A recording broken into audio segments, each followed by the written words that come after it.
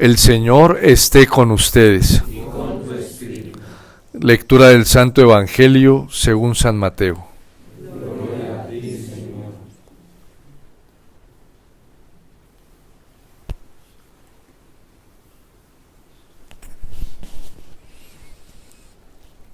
En aquel tiempo Jesús dijo a sus discípulos: Escuchen ustedes lo que significa la parábola del sembrador. A todo hombre que oye la palabra del reino y no la entiende, llega el diablo y le arrebata lo sembrado en su corazón. Esto es lo que significan los granos que cayeron a lo largo del camino.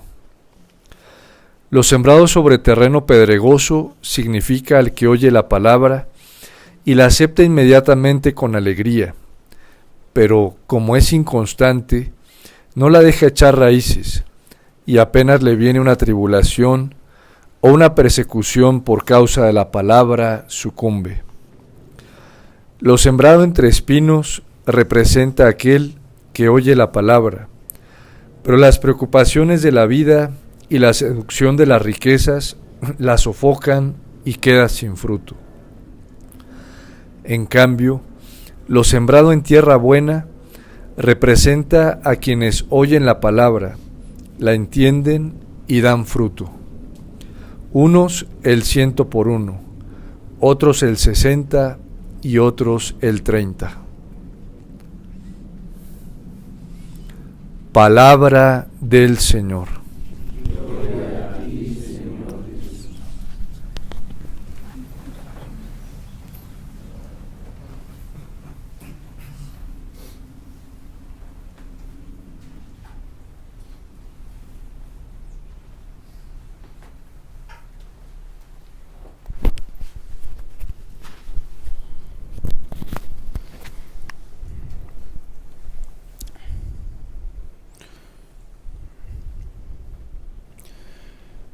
Los signos del bautismo, que son signos externos y ritos explicativos de lo que sucede en la regeneración, cuando Cristo mismo en la persona del ministro dice: yo te bautizo en el nombre del Padre, del Hijo y del Espíritu Santo, y la Iglesia responde: amén, así sea, nos dan una claridad muy grande de lo que precisamente está diciendo hoy el Salmo 18. La efectividad de la palabra, que tiene la capacidad de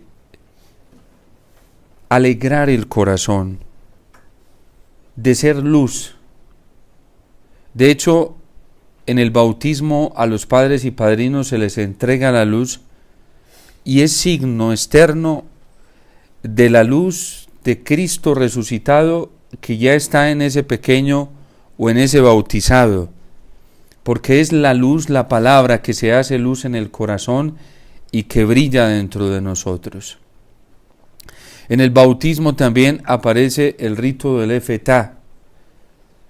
Hoy, pues nuestro ritual colombiano ya no lo tiene, pero por los rituales españoles siguen conservando este rito del efatá, que se ponen los dedos en el oído y los dedos en la boca y significa ábrete, porque en el baño de la regeneración, en el bautismo recibido, se nos dio la capacidad profética para escuchar la palabra de Dios y también para predicarla.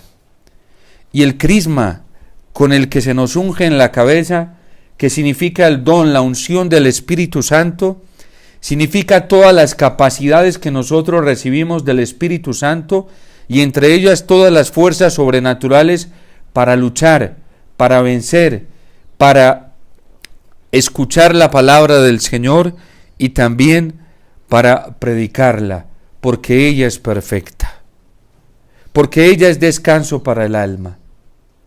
De manera que en el bautismo a todos nosotros, los que recibimos bajo esta fórmula del Padre, del Hijo y del Espíritu Santo, y con agua natural, la gracia, el don del Espíritu Santo, en el bautismo se nos capacitó con todas las fuerzas suficientes, sin faltar la más mínima fuerza para vencer a los tres enemigos que son el mundo, el demonio y la carne.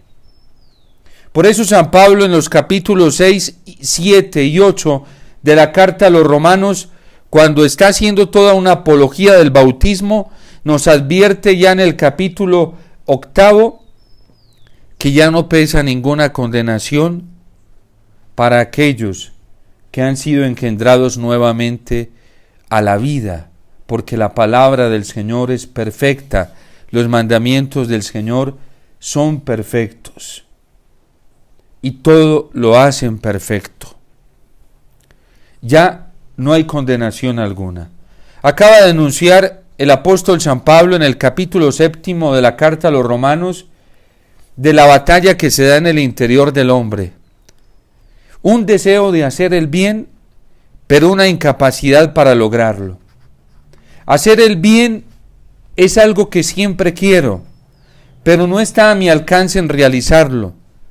Y dice el apóstol reflexionando sobre esta realidad humana: triste condición la mía. Hago el mal que no quiero y dejo de hacer el bien que quiero. ¿Quién me podrá librar de esta condición de muerte? ¿Quién me podrá salvar?, se pregunta el apóstol. Y luego él mismo lo canta y lo dice: gracias sean dadas a Dios por Cristo Jesús, no que me va a liberar, no que me va a salvar, sino que me liberó de esta esclavitud, me liberó de este tormento, de esta lucha, de esta batalla. Por lo tanto, nos dice la Iglesia Católica, a través de la tradición, recordándonos también la tradición bíblica y en el magisterio, que el bautizado, el cristiano bautizado, es una nueva criatura, es una vida nueva, y en él está la vida de Cristo, y debe vivir la vida de Cristo, que es la vida en el Espíritu. Desde el día del bautismo a nosotros no se nos capacitó para pecar. A nosotros no se nos inyectó una debilidad para caer en el mal, para caer en el pecado, para dejarnos seducir por el demonio, para dejarnos seducir por el mundo, para dejarnos seducir por las concupiscencias.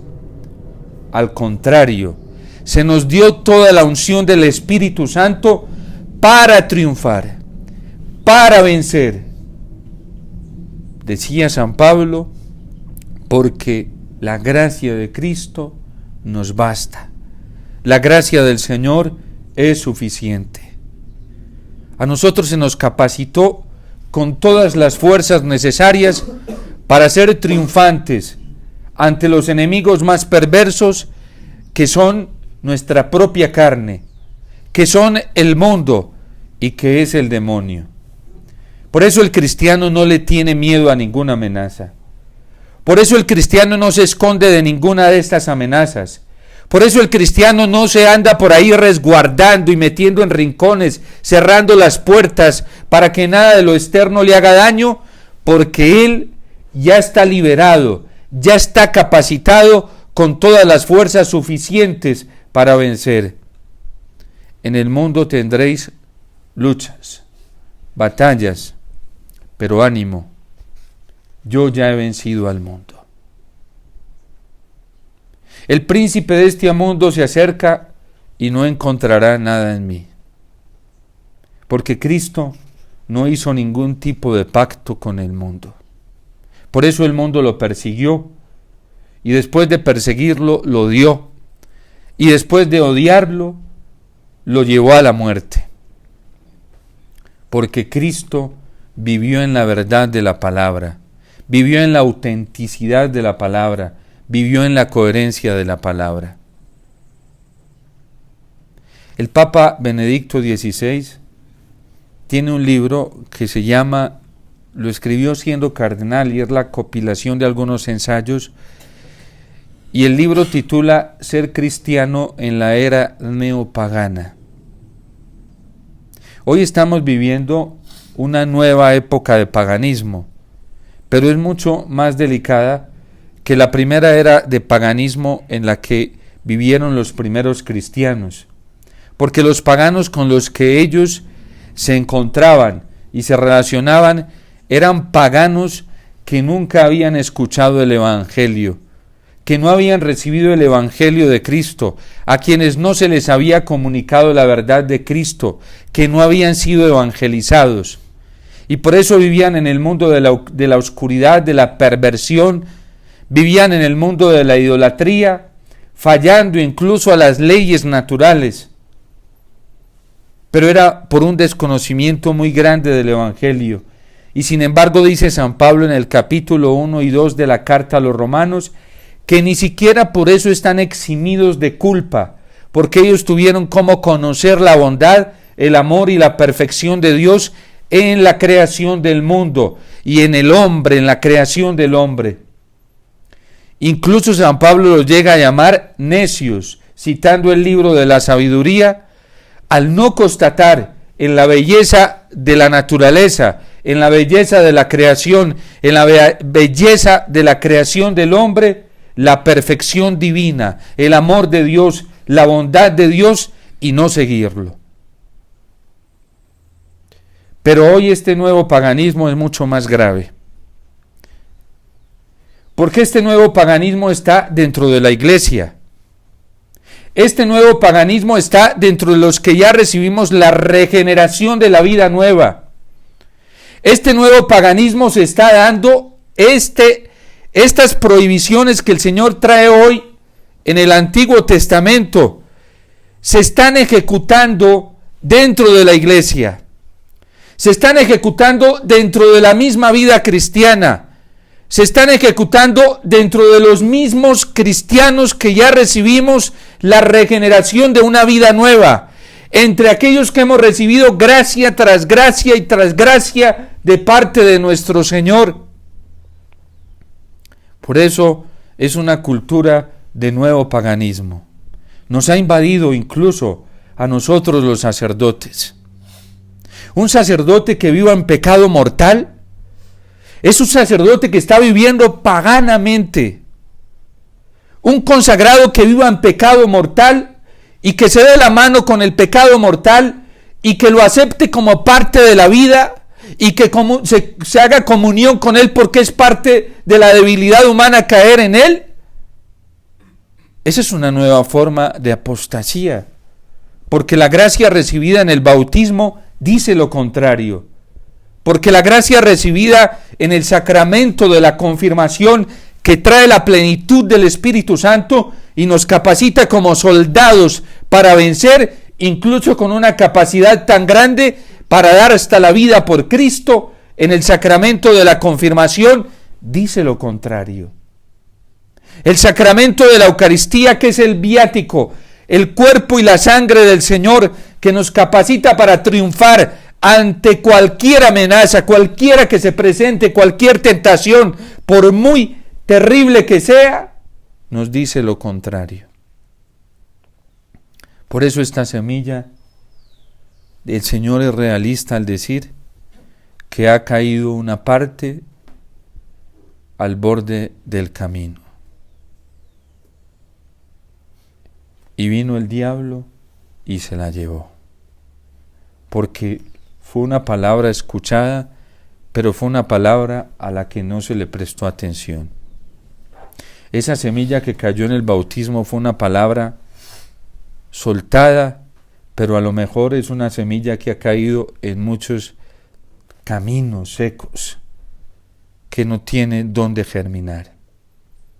Por eso la Iglesia nos ha enseñado, ya en el siglo IV, esto se debatió y se concluyó, que el sacramento es eficaz, la palabra, la semilla es eficaz, pero depende de la disposición del corazón. Si no hay corazones dispuestos, esta semilla es robada por el diablo. Y luego aquellos que escuchan la palabra, aquellos que la reciben, pero se dejan o nos hemos dejado atormentar por las pruebas y las tribulaciones y nos entra el miedo. Cuando por seguir a Cristo y por ser fiel a esta palabra vienen pruebas y tribulaciones, que es lo más normal. Sería normal que esto no pasara. Y entonces viene el miedo y no, yo no quiero problemas. De eso hay mucho hoy en la iglesia, hasta en nosotros los sacerdotes, cobardes. Una cobardía que nos invade y vamos mutilando la palabra del Señor y vamos trasquilando la misión que se nos entregó y nos vamos acomodando a lo que al mundo le gusta para no tener luego problemas con el mundo. Los obispos colombianos lo han dicho, cómo la sociedad incluso no soporta que se denuncien ciertas realidades que están sucediendo al interior de ella, porque comienza a perseguir. Y hoy hay muchos sacerdotes consagrados y laicos que le tenemos miedo a la prueba y a la persecución. Y ahí la semilla no germina. Esa semilla termina muriendo con el calor. Es decir, ahí no va a brotar la alegría de la que está hablando el Salmo hoy, el descanso para el alma. Y viene un tercer terreno que es la semilla entre abrojos. Porque es que seguir la palabra significa irse desprendiendo de muchas riquezas, irse desprendiendo de muchas cosas buenas, no malas, que hay en el mundo. Pero no, yo no voy a dar ese paso, ¿sí? A mí todavía me gustan estas cosas buenas del mundo. No es que sean malas, éticamente son buenas, ¿sí? Pero todavía yo, por causa de la palabra, yo no voy a perder mi trabajo. Si me toca decir mentiras, las digo. Si me toca decir que estoy de acuerdo con el aborto, lo digo, ¿sí? O si me toca, peor, omitir. Ser omiso y decir que eso no está bien, pues lo hago. O con las relaciones de uniones homosexuales, también, pues lo hago. Para ser cristiano trae una exigencia en sí mismo, pero también trae una promesa, porque el Señor dice que aquel que no se avergüence de Él, Él tampoco se va a avergonzar de Él ante el Padre. Y entonces viene la promesa de la alegría, del descanso para el alma, del gozo, la fortaleza en el corazón. Y por eso el cuarto terreno, que es el que no se deja seducir, ese sí produce fruto, 30, 70 y 100. ¿Qué alegría necesitamos nosotros? ¿La que nos promete el mundo o los amigos de este mundo, o la alegría del Señor? ¿Qué paz necesitamos nosotros en el corazón?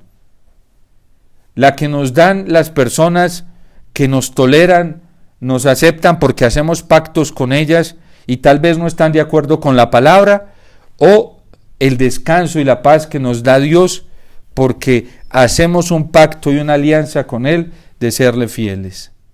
¿Qué preferimos? ¿Los aplausos, los abrazos, los afectos del mundo, o los cariños, los afectos tiernos, bondadosos del Señor, que son plenos? Por eso tan fácilmente resultamos cayendo en las tentaciones, porque nos gustan más otro tipo de promesas, no las del Señor. Porque nos satisfacen y nos dan más seguridad otras promesas en este mundo y no las del Señor. Y eso se llama no tener fe, o tener la fe dormida y tener la esperanza dormida en el Señor, y tenerla despierta y tenerla viva, pero para otras cosas. Por eso pidámosle al Señor que hoy nos dé la gracia de determinarnos por Él sin miedo, porque la palabra del Señor, los mandamientos del Señor, la semilla del Señor es descanso para el alma y alegra el corazón, da luz a los ojos, y sus mandatos son más estables que el oro y más valioso que las piedras preciosas, para que no nos dejemos engañar de todas estas corrupciones que hay hoy en el mundo y aún hasta dentro de la iglesia. Dios te salve María, llena eres de gracia, el Señor es contigo, bendita tú eres entre todas las mujeres, y bendito es el fruto de tu vientre, Jesús.